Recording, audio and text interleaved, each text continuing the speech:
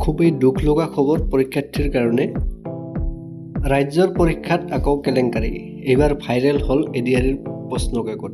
Social মিডিয়াত প্ৰশ্নকাকত viral. দেওবাৰে অনুষ্ঠিত হৈছিল এই তৃতীয় বৰ্গৰ পৰীক্ষা। PDF ফৰ্মেটৰ প্ৰশ্নকাকতৰে বনোৱা হৈছে এই ভিডিঅ'। স্পষ্ট হোৱা নাই প্ৰশ্নকাকত ফাদিলৰ সময়। সকলোতকৈ ডাঙৰ কুৱেশ্যন হৈছে যে এই ইণ্টাৰনেট নথকাৰ পিছতো, ইণ্টাৰনেট ইমান সোনকালে কাটি দিয়াৰ পিছতো প্ৰশ্নখন ভাইৰেল কৰিলে কেনেকৈ? যদি এনেকুৱাই অসমৰ এক্সামবিলাকত এনেকুৱাই বা পৰীক্ষাবিলাকত এনেকুৱাই চলি থাকে, তেন্তে আমি বিশ্বাস কৰিমনো কাক? বা যিবিলাক পৰীক্ষাৰ্থী থাকিব সিহঁতে বিশ্বাস কৰিবনো কাক?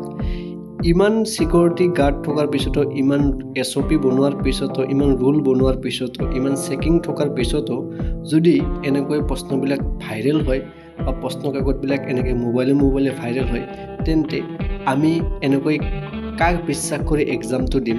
এইটো এটা ডাঙৰ কুৱেশ্যন।